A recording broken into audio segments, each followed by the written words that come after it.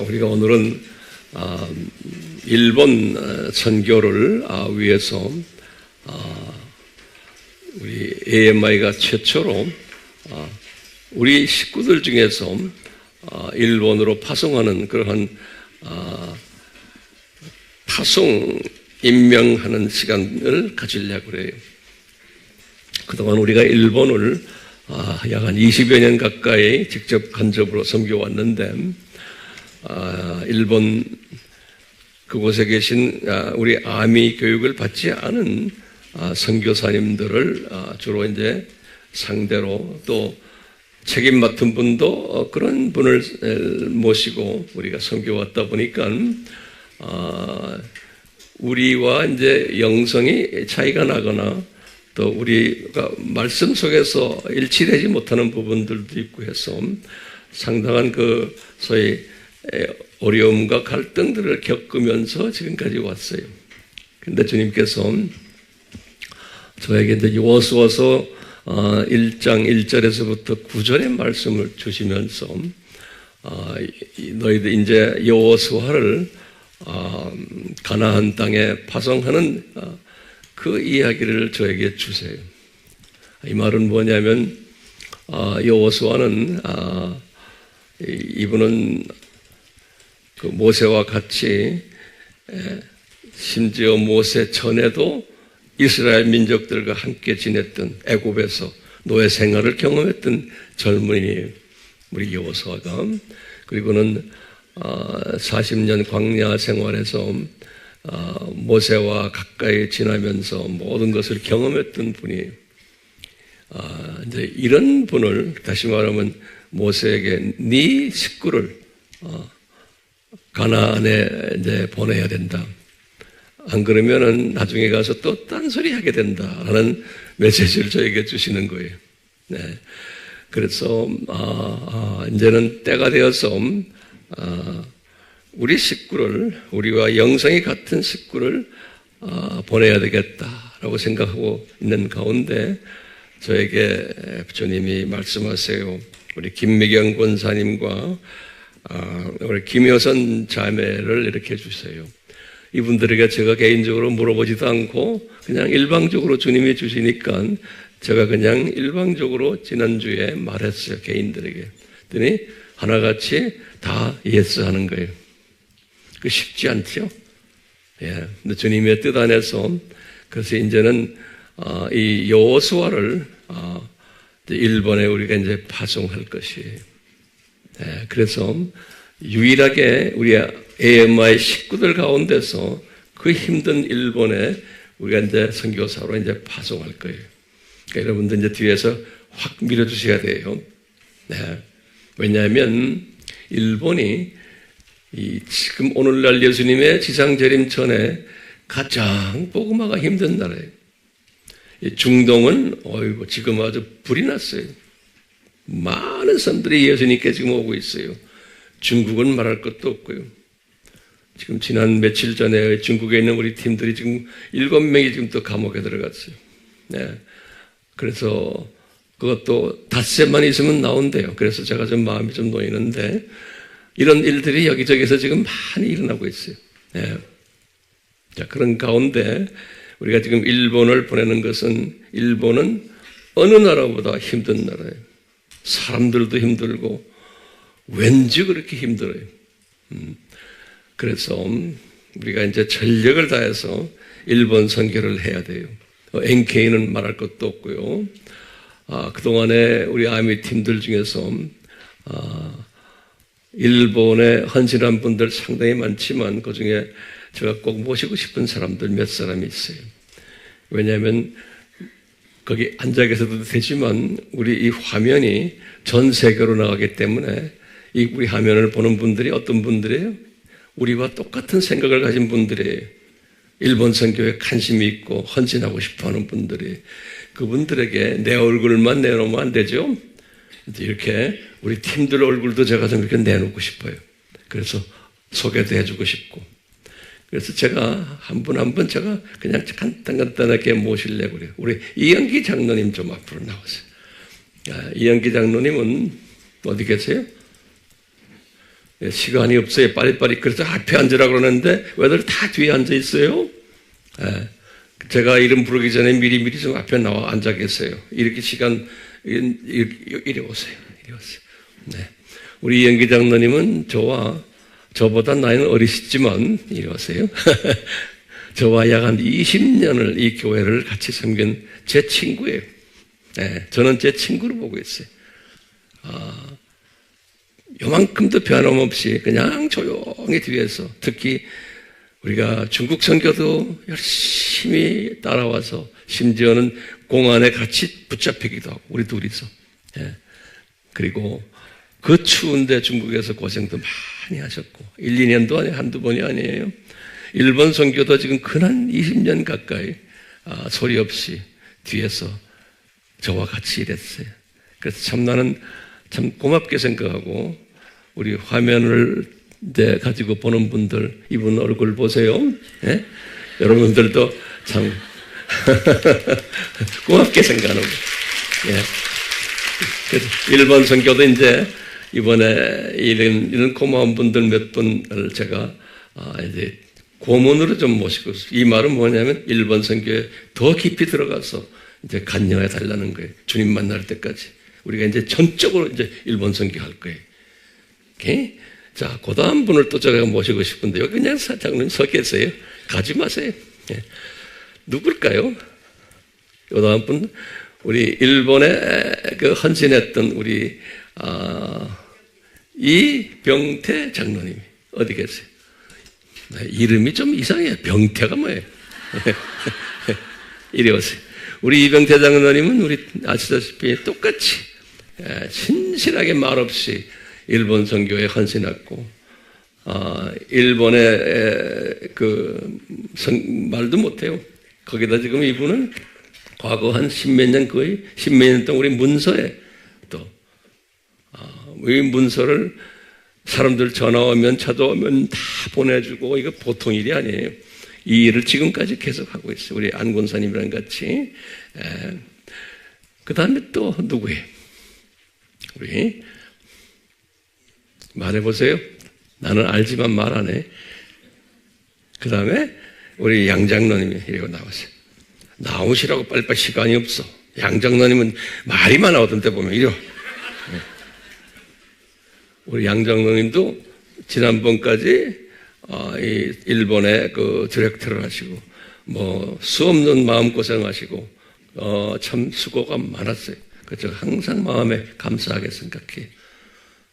또 한 분은 일본 선교에 또 헌신했던 분이 계신데 우리 이용관 장로님이에요. 이제 이 장로님은 잠깐 앞으로 나오세요. 이용관 장로님 안 나와도 돼요. 다음 주에 내가 모시려고 그래요. 이용관 장로님은 우리 NK의 고문으로 제가 모시기로 했어요. 그래서 본인도 아주 좋아하시고, 그래서 이제 이용관 장로님 우리 다음 주에는 우리 NK 사역을 할 텐데 그때 제가 모시려고 그래요. 화면으로 보는 분들 다음 주까지 기다려 주시길 바라요. 예. 여기 이제 이렇게 이 세 분들 다 우리가 고문으로, 우리 일본의 고문으로 모시려고 그래요. 동의하시겠죠? 예, 우리 다 박수래요. 네. 그리고는 이제, 임원들을 또 제가, 또 이렇게 임명을 하려고 그래요. 예. 그 임명 중에, 디렉터로 우리, 정진용 장로님을 모시기로 했어요. 정 장로님 왜 뒤에 앉아 계세요? 앞으로 나오시라니까. 그 다음에 그 다음 부를 사람도 미리 나와 계세요. 우리 정진용 장로님은 아시다시피 우리 조혜영 목사님의 남편 되시는 분이신데 이분은 뒤에 숨는 걸 좋아하셔서 내가 아주 답답해. 예. 그런데 이번에 숨지 못하게 이렇게 앞으로 제가 내놨어요. 예. 그래서 우리 정 장로님은 아시다시피 우리 아미를, 이 가족이 이 아미를 만든 분이세요. 근데도 뒤에 숨어 계셨는데, 이제는 일본 선교에, 일본을 한 수백 번을 왔다 갔다 하신 분이에요. 이제 사업차. 그래서 이 일본을 너무나 잘 아시고, 이제 또 연세도 계시지만 이제 앞으로 남은 여생을 일본에 좀 이제 투자하시라고. 네, 그래서 웬만해서는 안 하겠다 근데 제가 강제로 이번에 이렇게 부탁했어요. 그래서 잘 들어주셔서 고맙죠? 예, 우리 그렇게 생각하세요. 이제 장로님이 이렇게 하시면서 뒤에서 간사로 또 뒤에서 좀 밀어줄 분 한 분이 필요해서 우리 정영학 장로님을 간사로 우리가 임명했어요. 정 장로님도 뒤에서 1번 일을 많이 했어요. 이리 올라오시라고. 거기 있으면 화면이 안 보이잖아요. 우리 정영학 장로님도 앞으로 일 잘할 거예요. 예. 그래서 일본 팀들 여기 있어요. 자, 일본 팀들 우리 함께 우리 두 선교사님들 우리가 좀 축복합시다. 두 선교사님들 앞으로 나오세요. 우리 김미경 선교사님, 그다음에 이 두 분들이 앞으로 오세요. 이렇게. 예. 우리 김미경 권사님은 이제 일본어도 잘하시고 여기도 마찬가지 일본어 잘하고 일본 선교에 헌신이 탁 돼 있고 우리 아바도 그냥 딱 돼 있고 둘이 그냥 딸 같아요. 그런데 이제 간사로 우리 알죠? 김효선, 여기는 김미경. 이분의 남편이 어디 있어요? 왜 우리 교회는 안 나와? 어디 일어나 보세요. 왜 부인만 나오게 하고 남편은 안 나와요? 딴 교회 다녀요? 안 교회 이제 좀 생각을 좀 달리 하세요. 주님 앞에 나중에 가서 주님 앞에 주님이 여쭐 텐데 그때 어떻게 생각하실래요? 살아계신 예수님이 물어볼 텐데요. 네. 그 아드님도 일어나시고. 네. 똑같아. 딸도 있죠? 딸도 일어나시고. 언젠가는 우리가 예수님 앞에 딱 나타날 텐데 그때 예수님이 물어볼 때 뭐라고 대답하실래요? 이제는 어머니를 우리가 선교사로 지금 이렇게 파송하는 입장에서 이제 생각을 달리 해야 돼요. 한 마음이 돼야 돼요, 가족이. 그렇죠? 그렇게 해주기를 부탁해요. 예. 그 다음에 우리 효선이 가족 있죠? 동생, 조금 서 계세요. 죄송합니다. 예. 어디 있어? 오케이. 우리 효선이 남동생이야? 오빠야? 동생이야? 오케이. 그래요. 자, 우리가 축복해 줍시다. 예, 제가 기도하겠어요. 우리 같이 축복합시다. 우리 선교의 주인 되시는 우리 예수님, 우리 김매경 권사님과 김효선 우리 자매가 우리 예수님의 뜻 안에서 일본을 선교사로 섬기게 해주셨습니다. 이제 주님 책임지시고 이 두 가정 많은 약속하신 복들로 내려주시고 특별히 일본에 가서 이제 할 때마다 요호수아에게 주셨던 능력을 베풀어 주셔서 땅을 밟을 때마다 그 안에서 숨겨놓은 주님의 백성들을 불러 모아주시고 주님의 재림에 준비하는 민족들이 되도록 이 두 자매들을 통해서 역사하시고 주님 홀로 영광 받아 주시옵소서. 우리 예수님의 귀하신 이름으로 기도드리옵나이다. 아멘. 제가 이제 일정을 드릴 테니까 받고는 우리 장로님들에게 악수하시고 인사하세요. 우리 선교사 임직증서 김미경, 이 사람은 대한예수교 장로회 여장개혁 아미교회의 일본 선교사로 임명되었기에 이 증서를 드립니다. 담임 목사 황영현. 이렇게 여기 장로님한테 가서 인사드리고 가보세요. 이렇게 우리 효선이와 임명장 김효선. 이 사람은 대한예수교장로회 여장개혁 아미교회 일본 선교팀 간사로 임명되었기에 이 증서를 드립니다. 아멘.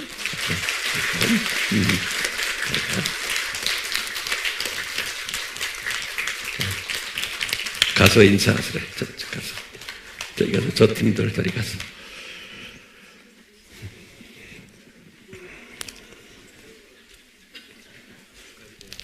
예, 됐죠? 예, 우리 김명 선교사님 이리 잠깐 나와봐. 한마디만 해봐. 효선이도 한마디만 해봐. 앉으세요. 예. 이 시간을 이렇게 잠깐만 이렇게 말하세요. 주님의 은혜 가운데서 저희들을 이렇게 임명식에 참여하게 주신 예수님께 영광 올려드립니다. 저희들 너무나도 부족하고 연약하지만 아미교회 여러분들의 기도와 또 주님께서 예비하신 일본 사역에 대한 그러한 여러 가지를 가지고 저희가 직접 일본 땅에 발을 밟으려고 합니다. 여러분들 많이 기도로 도와주시고 함께 협력해 주시기를 간절히 바랍니다. 네, 부족하지만 열심히 하겠습니다. 감사합니다. 아멘. 교수님요.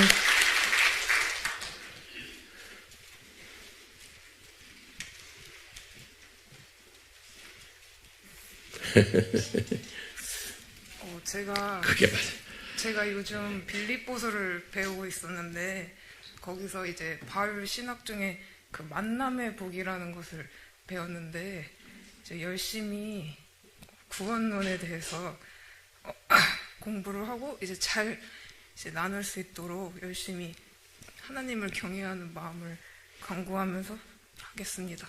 감사합니다.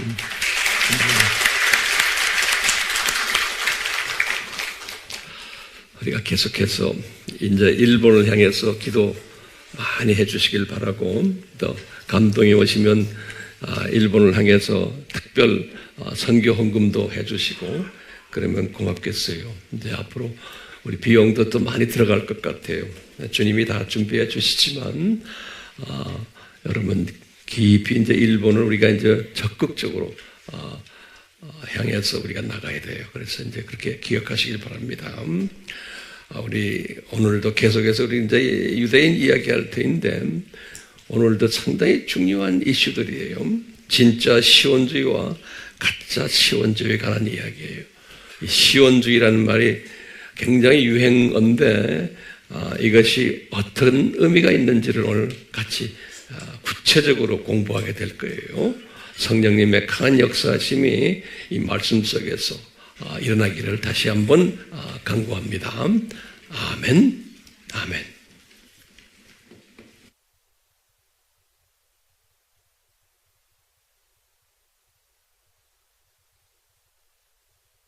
우리가 지금 두 짐승 시리즈를 하는데요.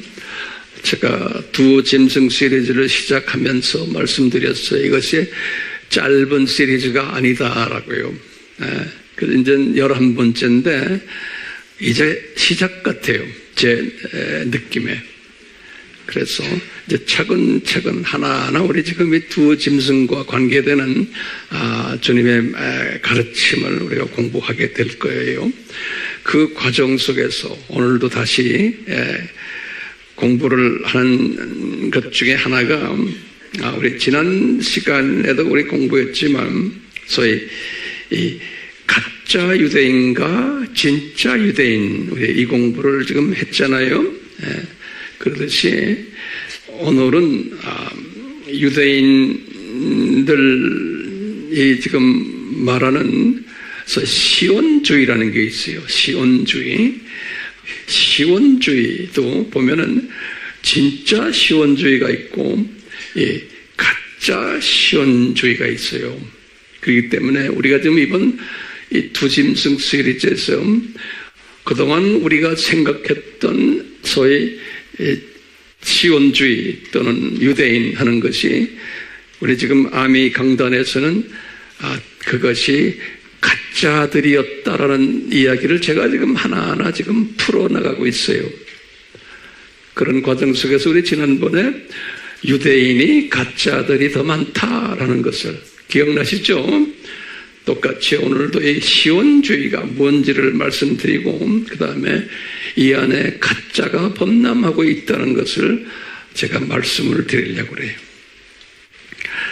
그러면 이제 항상 우리 질문이 있어요. 성경에 보면은 왜 예수님이 가짜를 만드셨나? 이게 우리 질문이에요. 그러면 어디에 예수님이 가짜를 만드신다고 말씀하셨나? 이렇게 우리 또 한번 질문 던져보면요. 예수님께서 우리 항상 감람산 설교에서 하신 말씀이 있어요. 이제 마태복음 24장 4절에서 이제 5절의 말씀에 보면 예수님이 하신 말씀이 가짜 그리스도들도 많이 나오고 이제 본인의 재림하기 전에 이 가짜들이 나와가지고 뭘 하느냐? 너희들을 속이겠다 그랬어요. 예. 그래서 이제 영어로는 치팅한다 그래. 치팅 또는 영어로는 misleading 한다. leading 하는데 MIS misleading 다시 말하면 속이겠다 이렇게 말씀했어요.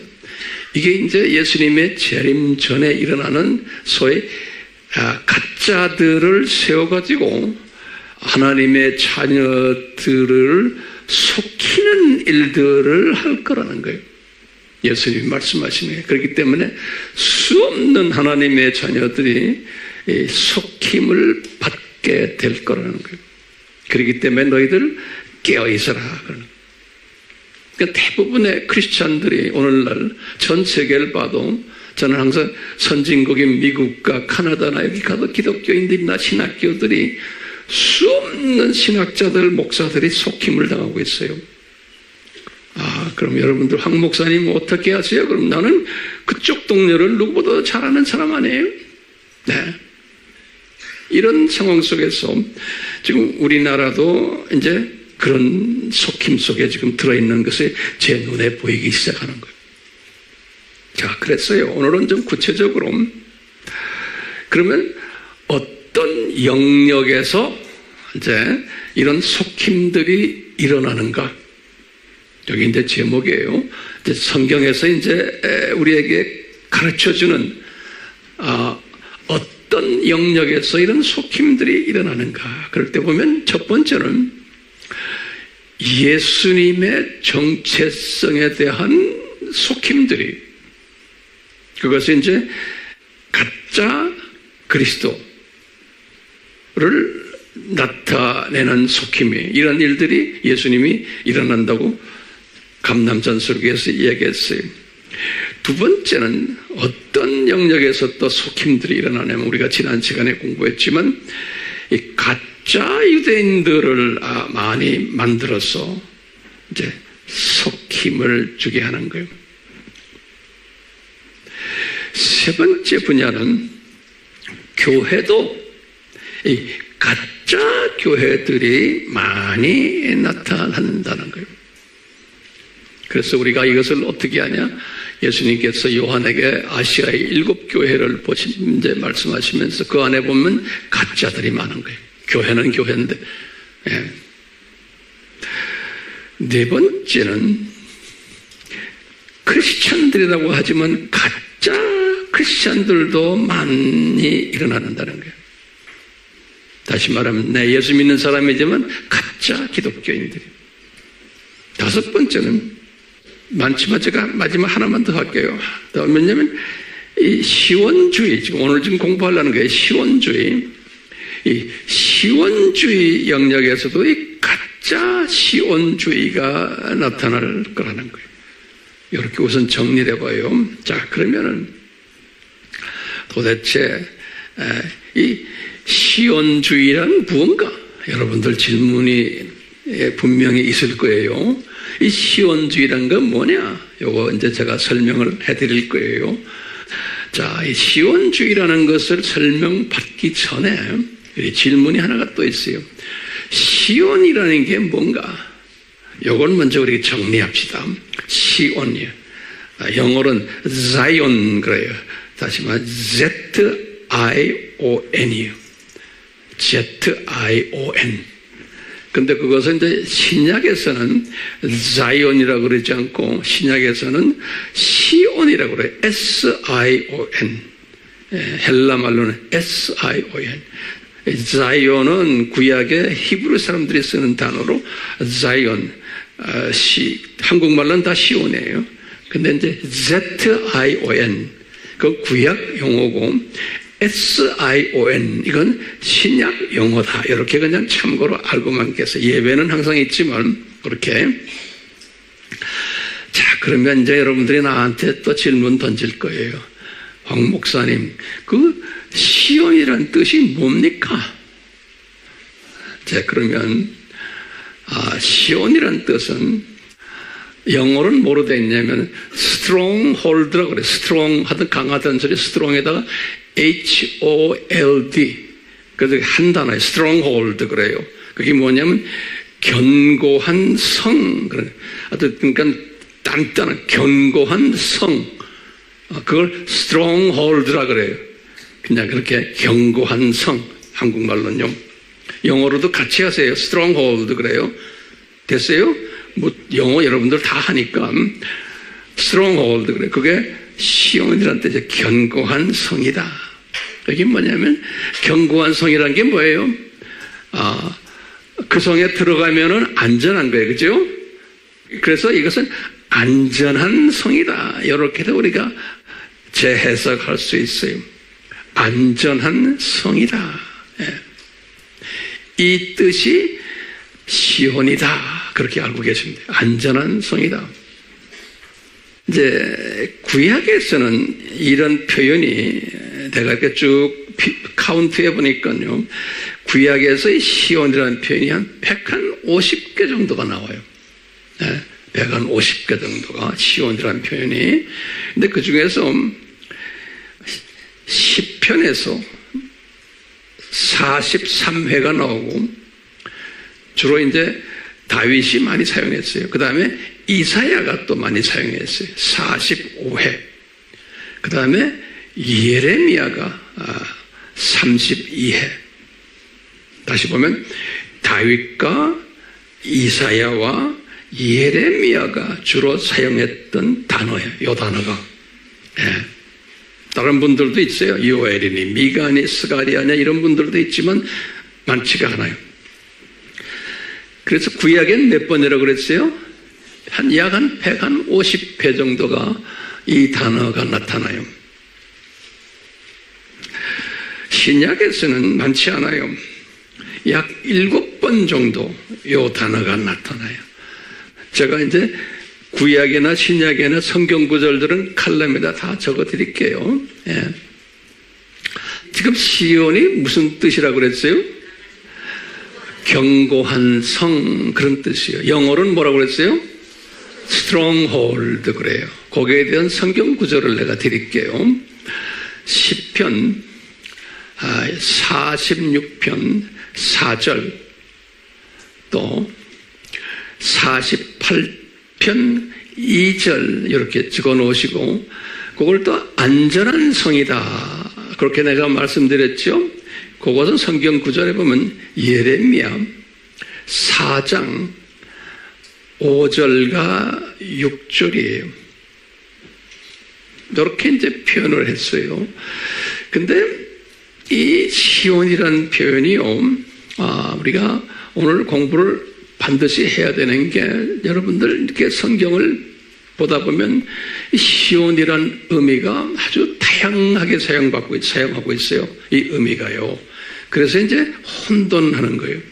그래서 그걸 제가 최선을 다해서 우리 여러분들에게 좀 이걸 좀 정리를 좀 해드려야 되겠다 생각해서 지금 우리가 이 공부를 하는 거예요. 한번 정리해 봅시다. 자, 우선요. 구약에서 시온 하면은 그 물리적 개념으로의 시온이 있어요. 물리적 개념이라는 거 알죠? 영적이 아니고 물리적 개념에서의 구약에서의 시온을 다양하게 표현해요. 예. 첫 번째는 다윗 성을 지칭해서 시온이라 표현해요. 다윗성을, 영어로는 다윗성을 The City of David 그래요. The City of David 그래요. 이 단어가 많이 나와요. 예. 제가 영어를 드리는 이유가 있어요. 이제 앞으로 우리가 이제 이 두진성 시리즈를 하다 보면 이런 표현들이 이제 많이 나오게 돼 있어요. 그러니까 이제 이걸 알고 계셔야 돼요. 첫 번째는 다윗성을 지칭할 때 그래요.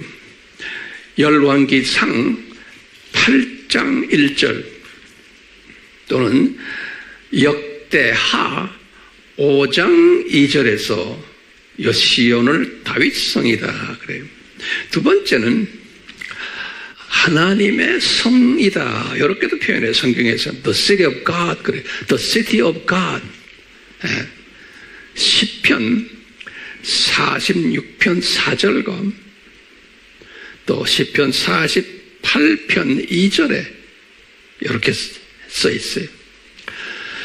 또 세 번째로는 하나님의 초소다. 하나님의 초소다. 하나님이 계신 것이에요. 시편 9장 11절, 또 시편 132편 13절 이렇게 하세요. 그리고 네 번째로는 또요, 이 거룩한 언덕이다 이렇게도 표현한 게 있어요. 시편 2장 6절에, 또는 다섯 번째로 시온산이다 이렇게 시온산, 열왕기하 19장 31절에, 그 다음에 여섯 번째는 또는 이 시온산이 예루살렘이다 이렇게 표현했어요. 이사야 31장 4절, 열왕기하 19장 31절, 그리고 마지막 일곱 번째로, 그러면서 이 시온이 곧 예루살렘이다 그랬어요. 시온산이 예루살렘이다 그러기도 하고, 또는 시온이 예루살렘이다 이렇게도 표현했어요. 이런 표현이 성경에 많아요.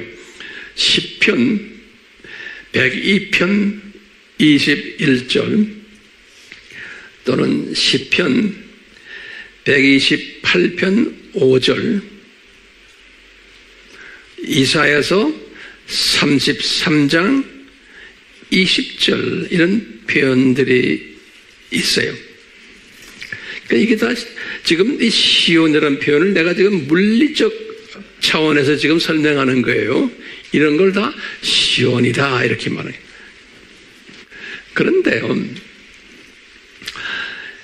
성경에 보면 영적 개념으로 또 시온 또는 시온산을 표현하는 게 있어요. 영적 개념으로. 이걸 여러분들 하나하나 지금 자세히 보실 필요가 있어요. 이 영적 개념으로 제가 이제 성경을 쭉 섭렵하다 보니까 한 5가지로 이 영적 개념으로 설명을 해요. 시온 또는 시온산을 영적 개념으로. 첫 번째는 뭐냐면요, 이 예수님이, 우리가 이제 공중 재림하시죠? 예수님이 공중 재림하실 때 공중에 예수님이 혼자 내려오시는 게 아니고 예수님의 보좌와 같이 내려오는 거예요. 그리고 많은 성도들과 저희 신부감 후보생들 데리고, 또 장로들, 또 천군 천사들, 예수님이 공중에 내려오잖아요. 그래서 공중에 지금 예수님의 보좌가 있죠. 요거 이제 우리 알죠? 예수님이 공중에 있는 예수님의 보좌를 시온 또는 시온산이라 불러요. 네. 또는 그게 이제 어떤 때는 예루살렘 성전이라고 그래요. 그곳을. 네. 제가 이제 성경 구절을 드릴게요. 마태복음 25장 31절, 그 다음에 계시록 15장 5절, 또 데살로니가 전서 4장 14절에서 16절, 또 계시록 14장 3절. 이 모든 성경 구절들 보면 지금 제가 지금 말하는 게 뭐죠? 예수님의 공중 재림하는 그 장소, 그 장소를 뭐라고 이야기해요? 시온 또는 시온산 그런다고요. 그리고 거기에 예수님의 보좌도 있다 그러는 거예요. 연상되세요? 그걸 시온이라 그러는 거예요. 두 번째는 이제 그걸 개념으로 해서요. 이방인 예수님 신부감들이 들림을 받아서 신부감들 들림 받아서 그곳에 올라가서 찬양과 경배 드리는 장소다. 이제 우리가 이제 올라가는 곳이에요. 그것을 또 시온 또는 시온산이라 그러는 거예요. 계시록 7장 9절에서 17절에 그걸 시온산이라고 그러는 거예요. 그 다음에 이제 세 번째 지금 7년 환란 때 두 증인이 있죠? 기억나시죠? 두 증인, 첫 번째 증인이 메시아닉 유대인이죠? 7년 환란 때 이 메시아닉 유대인들이 복음 전하고는 나중에 순교했다가 부활해서 올라가서 예수님께 영광 드리는 장소예요. 그것이 시온산이다 그랬어. 계시록 14장 1절에서 5절이. 자, 그 다음에 네 번째는 똑같이 7년 환란 때 이방인 순교자들이 이제 죽었다가 부활해서 올라가는 장소예요. 똑같이 메시아 유대인과 똑같이 그것이 계시록 이제 14장 6절에서 7절 또는 계시록 20장 4절이에요. 다섯 번째로 마지막에 그 장소가 어떤 장소인가? 공중 혼인잔치가 벌어지는 장소인 거예요. 계시록 19장 7절에서 10절인 거예요. 이것을 뭐라고 불러요? 시온 또는 시온산 이렇게 부르는 거예요. 내가 성경 구절 다 드렸어요. 네. 근데 이것만이 아니에요. 이 영적 개념이 지금 첫 번째가 지금 공중을 예수님이 공중 재림하는 그곳을 시온 또는 시온산이라고 그랬잖아요.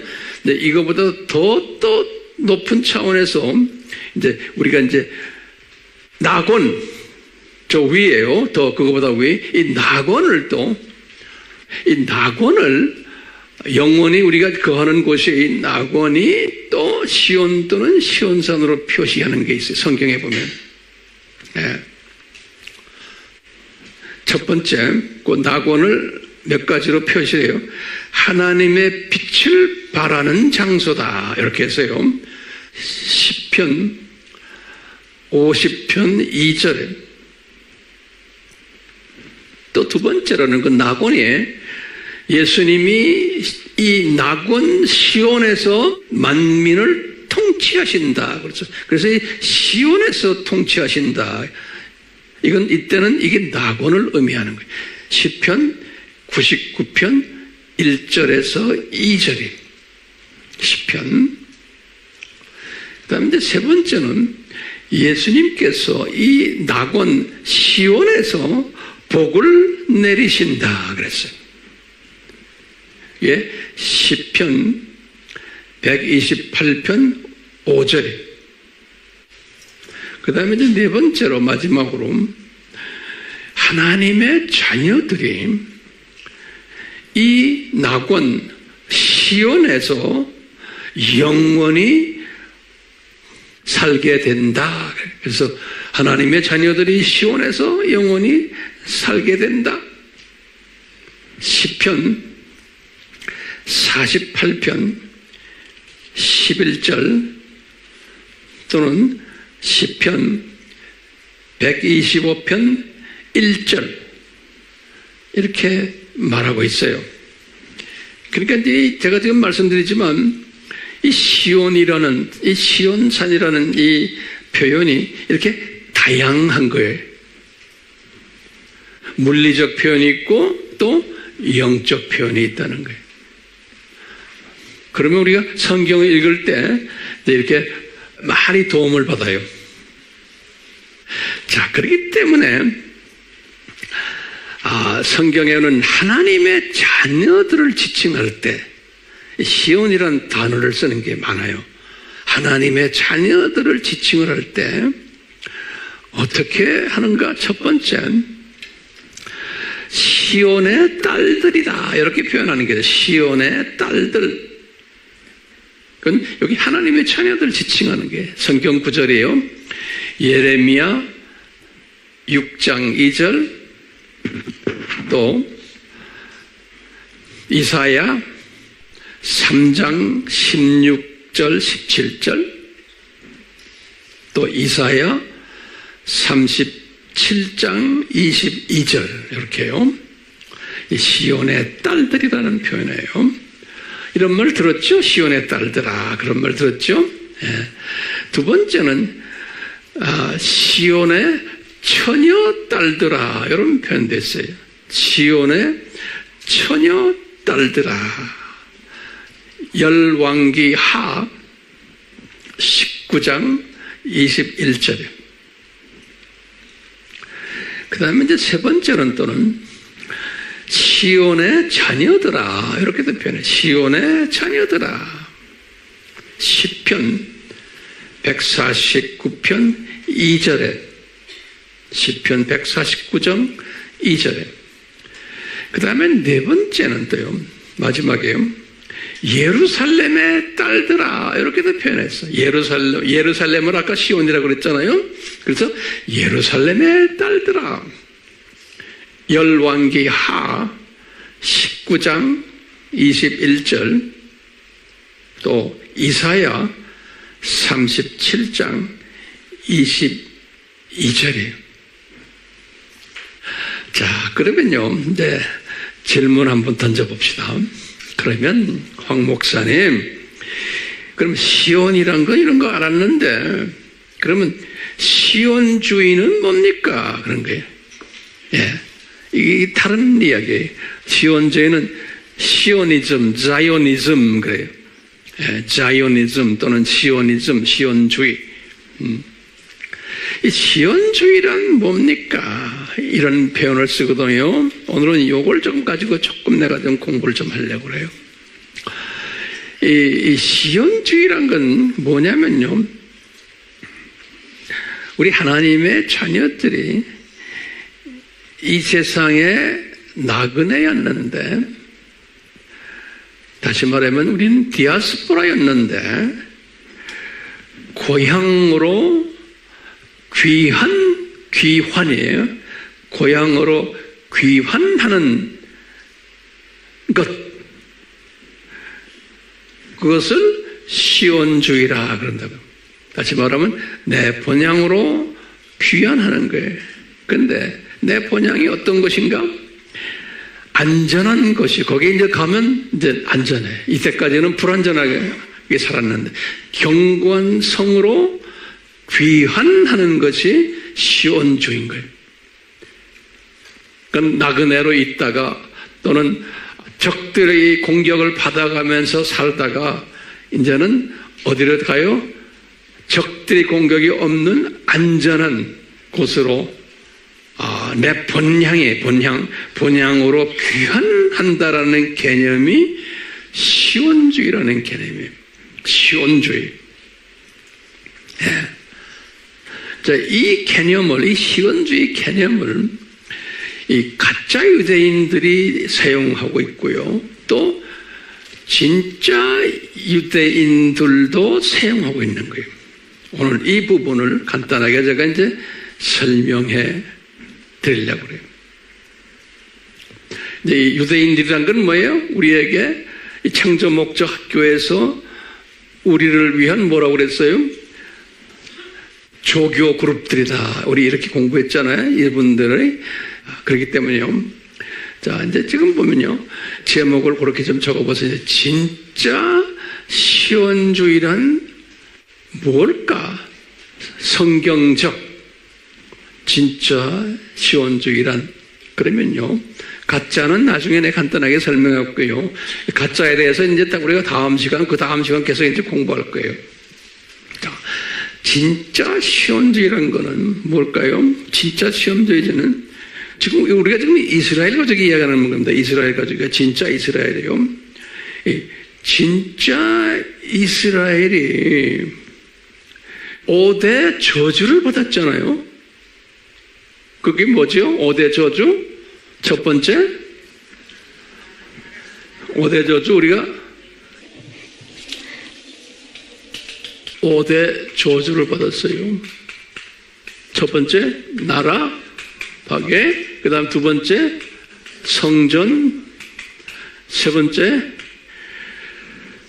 나그네 디아스포라, 네 번째는 눈 감김, 다섯 번째는 반유대주의.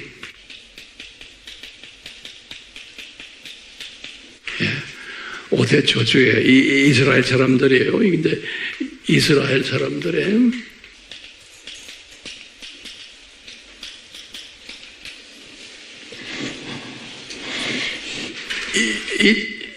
이 개념을 가지고 우리가 이야기할 때 시온주의가 뭘까요? 이 시온주의는 우리가 성경적 의미예요. 요 5가지 저주가 뭐로 변하는 거, 뭐를 회복하는 거예요? 복으로 회복되는 되기가 이게 시온주의인 거예요. 이 성경적 시온주의는요, 지금 이방인 가족이 이야기하는 거 아니에요. 예. 유대인이 언제 이 5가지가 복으로 회복될까요? 그러면 이제 그거 이제 우리 좀 이따가 공부하겠지만요. 왜 유대인이 죽어요? 왜 죽어요? 5가지로? 그럼 뭐라고 대답해야 돼? 이 대답이 정확해야 돼. 이 대답이 뭐예요? 왜 죽어야 돼요? 예정된, 요 개념, 예정된 이방인들이 구원 받게 하기 위해.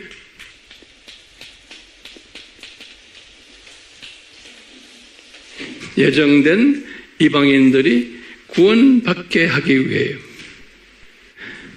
이거 우리가 꼭 누구를 살리려면 누가 죽어야 돼요. 그것을 우리가 뭐라고 했죠? 생명? 예, 다시 적어요. 생명 살리는 원칙이. 성경 구절 요한복음 12장 24절, 또 빌립보서 2장 11절에서 5절에서 11절에 이 성경 구절 2개는 꼭 우리가 알고 있어야 되죠. 누가 살아나려면 누가 죽어야 돼. 그러니까 이제 우리 민족 차원에서 이방인들의 예정된 하나님의 자녀 이방인들이 살아나려면, 다시 구원받으려면은 반드시 누가 죽어야 돼? 유대인이 죽어야 돼요. 알겠어요? 유대인이 몇 가지로 죽어야 돼요? 이 5가지로 죽게끔 돼 있는 게 하나님의 생명 살리는 원칙이에요. 그래서 유대인이 이제 죽는 거예요. 근데 이 유대인이 지금 5가지로 죽었는데 이 유대인이 5가지로 살아나야 되잖아요. 다시 복을 회복해야 되죠. 이 저주가 복으로 이제 그 살아나는 5 분야에서 살아나는 것을 뭐라고 말해?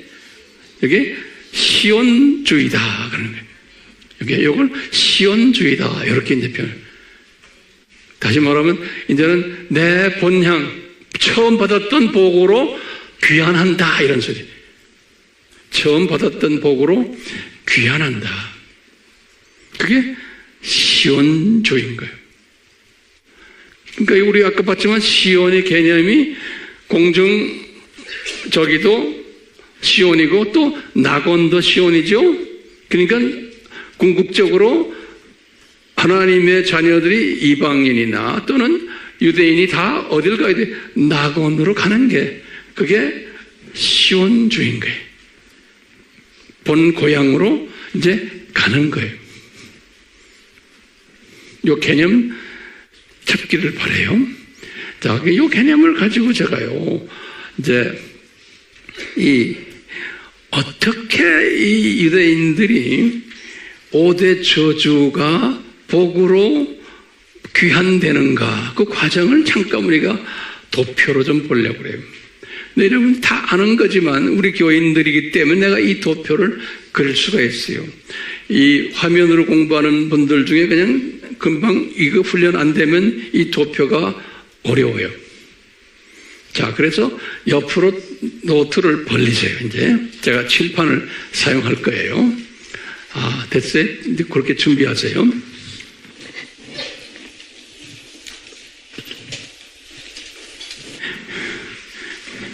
여기가 이제 2024년 현재예요. 현재 25년이네. 세상 돌아가는 것도 모르겠어요. 제가 현재인데 우리가 이제 예수님이 언제 올지 모르지만 지금 예수님의 이제 여기 지금 여기 우리가 말할 여기 공중 재림이에요. 공중 재림. 성경 구절은 제가 안 드릴게요. 여러분들은 그냥 참고로 하세요. 공중 재림. 그 다음에 여기가 뭐죠? 들림. 지금 이스라엘 사람들이 회복을 받기 위해서 공중 재림 전에 예수님이 어떻게 하셨냐면 언젠지는 모르지만 첫째 여기에 무슨 일이 일어나면 제3성전이 지어져야 돼요. 이 공중 재림 전에. 성경 구절은 우리 알다시피 여기 마태복음 24장 15절이 대표적인 거예요. 제3성전이 지어져야 되는데 이 3성전이 좋은 성전이에요? 나쁜 성전이에요? 이건 여기다 이 나쁜 성전이에요. 아주 내가 그냥 이런 식으로 나쁜 성전이에요. 그렇지만 성전이 지어져야 되는 거예요. 이 공중 재림 전에. 그러니까 보세요. 이 사람들은 지금 이 성전 보세요. 이게 저주인데 지금 이게 없어졌잖아요. 저주받아. 그래서 복으로 갈려 그러는데 이 성전이 그래서 성전을 예수님의 디자인이에요. 짓게 되는데 그러니까 이 성전은 이거는 온전한 성전이에요? 아니요. 아니 이 성전 지었다고 저주가 없어지는 게 아니에요. 이렇게 이제 가짜 성전을 이때 지어준 거예요. 공중 재림 전에 또 뭐가 있냐? 메시아닉 주들이 이제 복음화되는 거예요. 메시아닉 주들이 14만 4천. 그 다음에 또 뭐예요? 이게 메시아닉 주들이기 때문에 이건 유대인 중에서 일부만 복음화가 되는 거예요. 예. 왜 유대인이 일부만 복음화가 돼요? 네. 여기 중요한 개념이에요. 유대인이 다 이때 복음화가 됐다면 무슨 일이 일어나요? 유대인이 다 눈이 떴어요. 여기 지금 복음화를 그러면 그 말은 뭐냐면 이방 사람들이 다 복음화가 됐다는 소리예요. 무슨 소리인지 알겠어요? 근데 이방 사람들이 언제 다 복음화가 돼요? 저 심판 전에 저 7,000년 끝날 때 좀 있으면 우리가 그 공부하겠지만 잘 보세요. 예정된 하나님의 자녀들이 다 복음화가 되려면 언제예요? 7,000년 끝날 때예요. 그 말은 무슨 말이냐면요. 7,000년 끝날 때 이 5가지의 저주들이 다 복으로 바뀐다는 거예요. 이게 다시 말해 시온주의라는 게 뭐냐면 이 5가지의 저주들이 복으로 바뀌는 것이 시온주의인 거예요. 알겠어요? 근데 그것이 언제 끝나요? 나중에 심판 때, 심판 전에 그 7,000년이 끝날 때 창조 목적 학교가 폐교될 때예요. 그때 그러니까 그때까지 시온주의가 계속돼야 안 돼요. 계속되는 거예요. 근데 점진적으로 발전되면서 시온주의가 계속되는 거예요. 이 말은 뭐냐면 그때까지 그때 가서야 이 5가지의 저주가 복으로 바뀌어지는 거예요. 쫙 끝에 가서요. 그렇지만 이 과정 속에서 이것을 이제 하려고 주님이 이 그림자로 보여주는 것들이 있어요. 지금 이 5가지를 복으로 하는 과정 속에 지금 여기 보니까 제3성전도 이게 가짜 성전이에요. 제3성전을 왜 지어졌어요? 많은 사람들이 유대인들이 가짜 유대인들이에요. 이 성전을 지어놓으면 모든 우리의 복이 다 이제 회복될 거로 생각하는 거예요. 근데 아니, 지금 예수님이 저거 지어질 거다 그런 거예요. 그러면서 저걸 가지고 진짜로 생각할 거다 하는 거예요. 또 여기 마찬가지로 메시아의 유대인도 14만 4천 밖에 아니에요. 그 많은 유대인 중에서. 그 말은 뭐예요? 아직도 많은 이방인들이 복음을 받아야 된다는 거예요. 무슨 말인지 알겠어요? 예. 그리고 우리 여기 지금 이제 두 증인이죠? 두 증인 중에 지금 이거 이방인 순교자들도 여기 있는 거예요. 이렇게요. 자, 이러다가 이제 우리가 이제 7년 환란이 이제 들어온 거예요.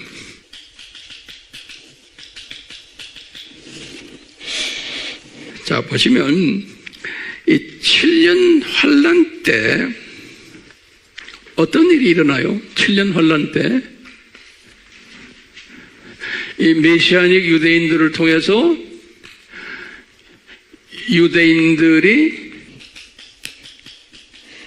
복음화가 되죠. 눈 뜨는 거예요. 눈 떠요. 눈뜸. 자, 유대인들이 눈을 뜨지만 이방인은 어떻게 돼요? 모든 이방 유대인들이 지금 눈을 뜬다는 말은 뜬 것만큼 거기에 비례해서 이방인이 또 눈을 뜨게 돼 있는 거예요. 이게 비례적으로 같이 가는 거예요. 비례적이 중요한 개념이에요. 유대인 전부가 눈을 뜰 때 예정된 이방인 전부가 눈을 뜨게 되는 거예요. 이 개념이에요. 왜? 그걸 위해서 이분들이 죽은 거예요. 그러니까 이분들이 눈을 뜨려면 언제 돼야 돼요? 이방인 다가 눈을 뜨는 거예요. 다시 말하면 유대인 다가 눈을 뜰 때 이방인 다가 눈을 뜨는 거예요. 이방인이라는 건 예정된 이방인이. 자, 보세요. 7년 환란 때 무슨 일이 일어나요? 7년 환란 때 지금 요 분들 있죠? 이방인 순교자 그룹들. 요 분들에 의해서 이방인 일부가 눈 뜨는 거예요, 또요. 이방인 일부가 7년 환란 때. 자, 그때 보면요, 7년 환란도 여기 보면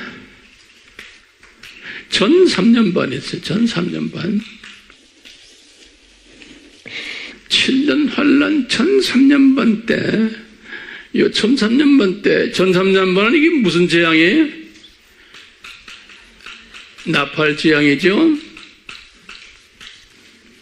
여기 보면 여섯 번째 나팔이 여섯 번째 나팔 때 무슨 일이 일어나냐면요. 유브라데 강 전쟁이 일어나요. 여섯 번째 나팔 때 유브라데 강 전쟁이.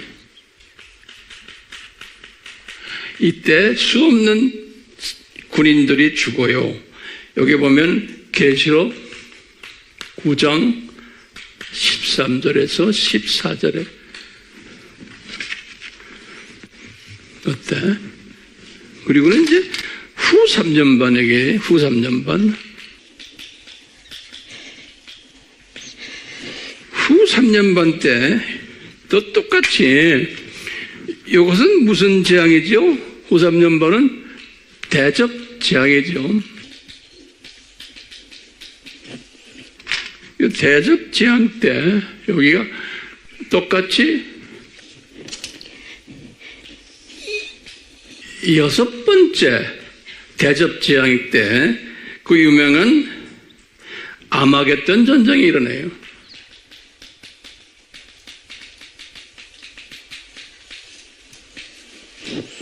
계시록 16장 12절에서 16절. 자, 그 말은 뭐냐면 지금 이 지금 7년 환란 때, 이 7년 동안에 여기 성경에 보면은 많은 유대인들도 눈을 뜨게 되고 또 많은 예정된 이방인들도 눈을 뜨게 돼요. 이 7년 환란 때. 이 7년 환란 때 그러면서 보면 이 7년 환란 저까지 보면요. 뭐가 지금 복으로 지금 가고 있어요. 눈 감김이 완전히는 안 했지만 눈 감김이 조금씩 해결이 되는 거예요. 유대인이 눈을 뜨게 되고 그 다음에 이방인들도 점점 숫자가 이제 늘어나고 있고. 근데 아직도 그러면서 이제 이 디아스포라 문제도 이게 해결이 안 되고 성전도 가짜 성전이 지어졌고 이 나라도 지금 우리가 지금 말하는 유대 나라 지금 만든 거 있죠? 그것도 다 내가 볼 땐 다 가짜들이에요. 좀 거기에 대한 자세한 얘기는 또 할 거예요. 자, 이렇게 하다가 이게 천년왕국이죠?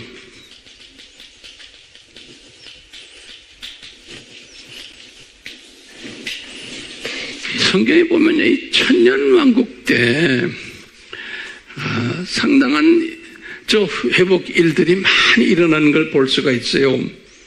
그래서요, 이제 하나하나 좀 적으세요. 이 천년왕국 때 무슨 일이 일어나냐면 유대인들이 디아스포의 고토로 귀환하는 일들이 있어요.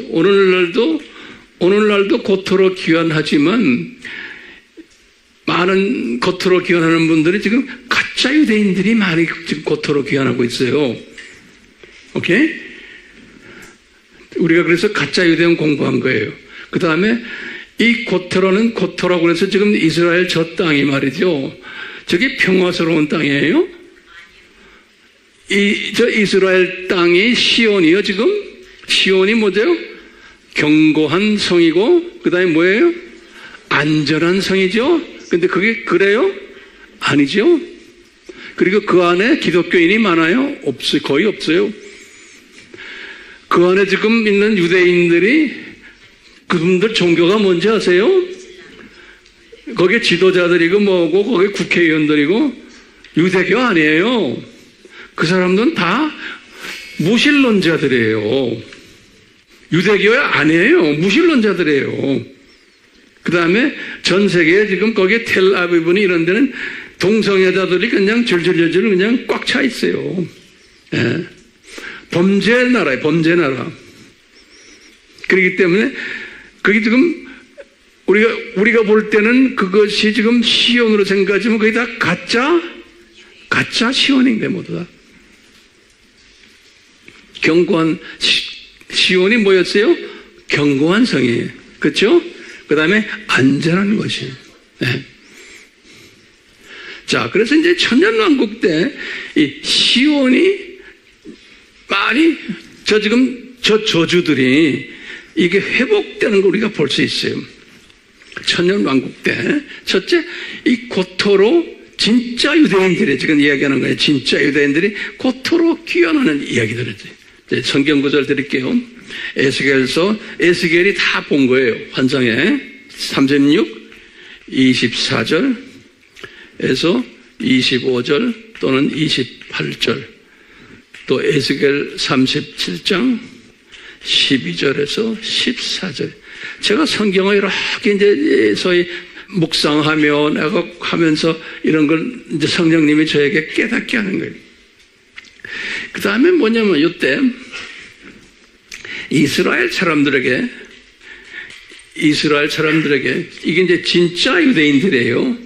진짜 유대인들에게 뭐냐면 새 영, 뉴 스피릿이에요. 새 영을 줘요. 그게 뭐냐면 이제 크리스찬이 되는 영이에요. 새 영을 줘가지고 그들의 마음을, 굳었던 마음을 이렇게 지하여 버려준다 그랬어요. 여기 에스겔서 36장 26절에 그렇게 돼요.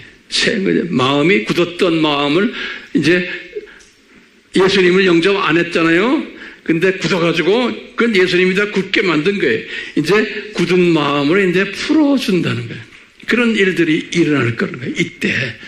그러니까 진짜 유대인들이 이제 예수님을 영접하는 일들이 일어나는 거예요. 저 눈 감김이 이제 7년 환란 때도 일어났지만 또 일어나는, 계속해서. 네.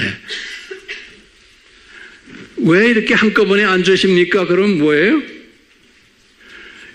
이방인의 충만한 숫자가 아직 차지 않았기 때문에 그러는 거예요. 제 말 들으세요? 이방인의 충만한 숫자가 찰 때 저 5가지 저주가 싹 복으로 변해버리는 거예요. 됐어요? 이게 맞물려 있는 거예요. 자, 또 이 이스라엘의 마른 뼈들이, 다 이거 우리 마른 뼈 이야기 알죠? 이 마른 뼈들이 이제 생기를 가지게 되고, 다시 말하면 이제 복음을 받아가지고 유대인들이 기독교인이 된다는 소리예요. 이게 이제 그 이야기가 이제 에스겔서예요.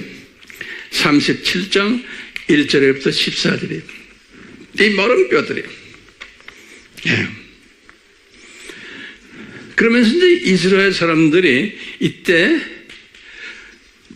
유대인들이, 진짜 유대인들이 이제 하나가 되는, 서로 싸움질 안 하고 12지파가 이제 하나가 되는 일이 나타난다고 그랬어요.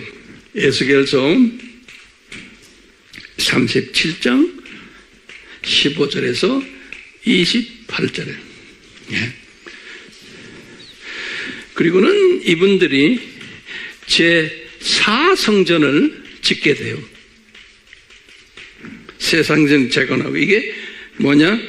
에스겔서 37장 26절에 보면 그래요. 이분들이 제4성전을 짓는다는, 그 4성전에서 예배 드리는 장면, 이 여기에서 이제 예배 드리는 장면이 이제 에스겔서 40장에서 48장이에요. 여기에서 이제 예배 드리는 장면이에요. 그리고는 기가 막힌 이야기가요. 7째 보니까, 그러니까 이때서야 이스라엘 사람들이 평안하게 지낸다고 그랬어요.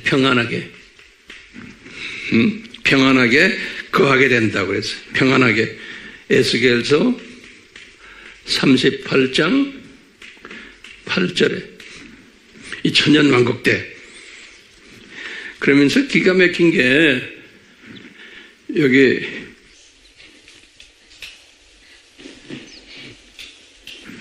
이스라엘 사람들이, 이렇게 이스라엘이 이 에스겔이 본 게 기가 막힌 거. 이스라엘이 뭐처럼 생겼냐면 에덴 동산처럼 되더라.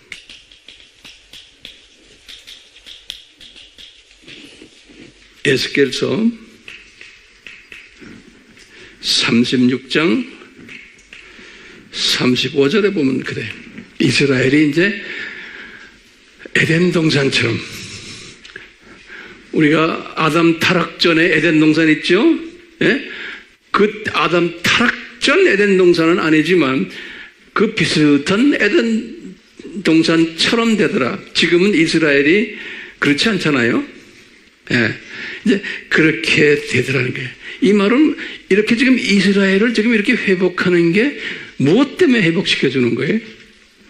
이방인의 숫자가 차가고 있다는 것을 보여주기 위해서 이 회복시켜주는 거예요. 그러니까 이 회복이 이방인들의 숫자와 맞물려 있는 거예요. 맞물려 있는 거예요. 그러니까 이스라엘의 예정된 이방인 숫자가 찰 때 저 5가지 저주가 복으로 회복이 되는 거예요. 제가 강조해요. 그 사상을 갖고 있어야 돼요. 그렇기 때문에 우리가 왜 이방 선교를 합니까? 알겠죠? 이방 선교하는 것은 지금 이방인 숫자를 채우는 일에 우리가 지금 아주 물리적으로 우리가 지금 하고 있는 거예요. 그 말은 뭐예요? 우리가 함으로써 유대인들도 점점점 눈을 뜨는 사람들이 지금 저 회복되는 일들이 동시에 같이 일어나는, 그게 하나님의 오늘날 우리를 향한 뜻인 거예요. 네. 이 선교라는 게 이게 보통 이게 중요한 게 아니에요. 특히 이방인 선교, 특히 미전도 족속을 향한 선교예요. 가장 어려운 지역이 지금 NK와 지금 일본이에요. 제가 다니는 다른 나라들은 괜찮아요. 거기는 그렇게 어렵지 않아요. 가장 어려운 것이 NK와 일본. 우리가 거기에 지금 집중하고 있잖아요. 왜? 우리가 안 하면 분명히 예수님께서는 딴 분들을 통해서 하세요. 왜냐하면 이 타임 스케줄은 가야 돼요. 이게 가야 되는 거예요. 그러니까 우리가 정말 주님의 은혜로 이 대열에 지금 끼어있다는 이 자체가 이게 복인 거예요. 자, 그러면서 여기 보니까 에스겔에 보면 이 천년왕국 때 무슨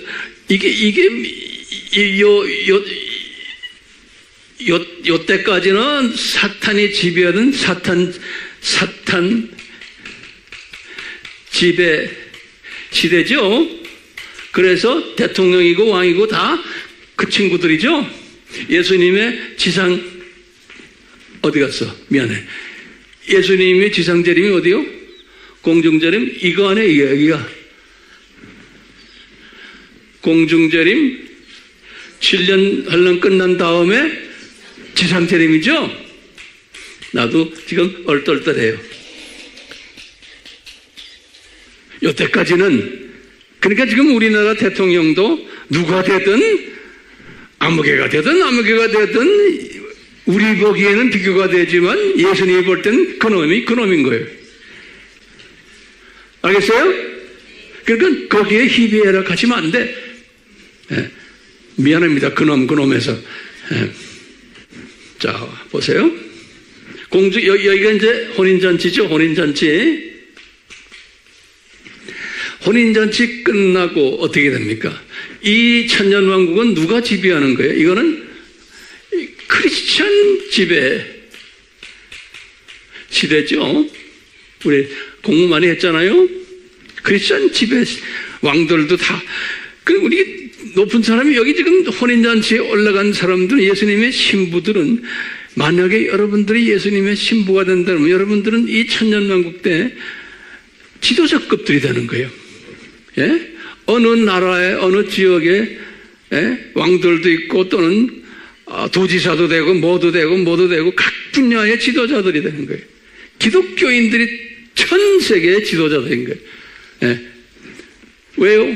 천년왕국 시작하면서 예수님이 사탄을 어디다 집어넣었어요? 사탄을 지옥에 집어넣었대요? 그렇죠? 몇 년 동안 계시록 계시록 20장 1절에서 이제 쭉 보다가 7절 되면 1000년이 끝나면 다시 끄집어낸다고 그랬어요. 그러니까 이 사탄을 1000년 동안, 이 1000년 동안은 사탄이 없어요. 지옥에 있어요. 사탄의 똘마니들만 여기에 있는 거예요. 1000년 동안은. 이거 알죠? 예. 그렇기 때문에 사탄이 제일 왕초는 지옥에 있어요. 그러니까 우리가 여기서 크리스천들이 지배할 때는 그놈이 없으니까 마음대로 우리가 거기에서 좀 예수님과 같이 이제 우리가 지금 이 땅을 지금 지배하는 거예요. 그런데 딱 본 게요. 에스겔이 본 게 기가 막힌 걸 본 거예요. 에스겔이 지금 이때 이 천년왕국 때 우리 하나님의 자녀들 중에 예수님의 신부들 중에서 제일 높은 최고 통치자가 누구라고 생각하세요? 에스겔이 딱 본 거예요. 네? 이 기독교 지배 시대에 제일 높은 분이 누군지 아세요? 예수님 말고. 네? 여기 보니까 다윗이라는 거예요. 네. 성경을 내가 딱 보니까 그렇게 써 있어요. 여기 보니까 에스겔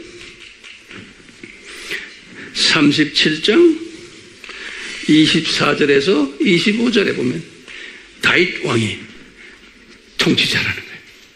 그러니까 다윗 왕이 우리 큰 형님이 될 거예요, 뭐다.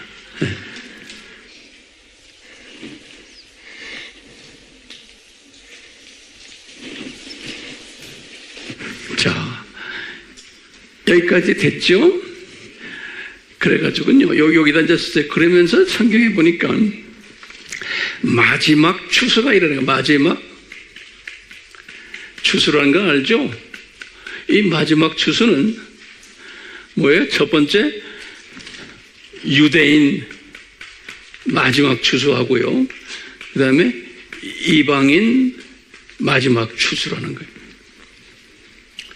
이게 끝내야 되잖아요. 유대인도 마지막 추수 끝내야 되고 동시에 이방인도 마지막 끝내야 되는 거예요. 이 마지막 추수를 어떻게 하는가? 제가 성경을 쭉 보니까요. 여기 곡과 마곡 전쟁으로 이 마지막 추수를 한다고 기록되어 있는 거예요. 곡과 마곡 전쟁에 여기에 대한 자세한 것은 내가 언제 설명하겠지만 성경 구절을 딱 보니까 에스겔서 38장 39장에 자세하게 거기에 대한 기록이 있어요. 근데 이것을 똑같이 요게 계시록 20장 8절과 9절에 똑같은 이야기가 또 나와요. 그러니까 이게 에스겔서 38장 39장 곡과 마곡 이야기가 나중에 이 마지막 추수 때의 이 이야기로 저는 보고 있는 거예요. 이렇게 해갖고 이제 이 전쟁을 통해서 마지막 다 거둬내는 거예요. 이방인이고. 그러니까 이때 되면 뭐가 회복이 돼요? 유대인 지금 5가지 저주가 이제 복으로 이제 회복되는 거예요. 이때. 그리고는 뭐가 있어요? 그리고는 이제 심판이 있죠. 이 사탄을 끄집어내다가 불못에 던지죠. 여기에 이제 계시록 20장 10절에 그리고는 백보자 심판이 있죠. 여기 지금 20장 11절에서 12절에 사탄의 자녀들, 그래가지고 사탄의 자녀들을 이제 불못에 던지는 거예요. 계시록 20장 13절에서 15절에. 그리고 무슨 일이 있나요? 예수님께서 아버지에게 이 학교를 바치는 거죠. 성경 구절에 어디 나와요? 고린도 전서 15장 24절에 이 말하면 이 학교가 폐교된 거예요. 폐교. 7,000년 이 학교가. 이 학교가 이제 폐교가 된 거예요. 그 진정한 시온주의가 뭘까요? 우리가 지금 말하는 진정한 시온주의는 이 5가지의 저주가 복으로 회복된 거예요. 그래가지고 그럼으로써 시온주의라는 건 안전한 곳으로 경건한 성으로 회복되는 거죠. 그래서 이제 하나님의 자녀들 유대인과 모든 이방인이 이 견고한 성이에요. 새 하늘과 새 땅이 새 하늘과 새 땅으로 이제 옮겨가는 거예요. 그게 진정한 의미의 시온주의인 거예요. 시온주의. 옮겨간 거예요. 그래 여기에 됐어요? 진짜 시온주의가 뭔지 감을 잡으셨나요? 예. 조금 어려웠는데 잘 선생님이 좋아서 그런가 안 그러면 학생이 좋은지 난 잘 모르겠어요. 학생도 좋고 선생님도 좋고 우리 화면으로 공부하는 분들 모르겠어요. 그렇기 때문에 우리가 아바 공부를 해야 돼요. 자, 마지막 결론 한 번에. 그러면 가짜 시온주의가 뭘까요? 가짜 시온주의는 이 시온주의라는 단어를 가지고 뭐합니까? 지금 가짜 유대인들은 가짜 시온주의를 어떻게 해요?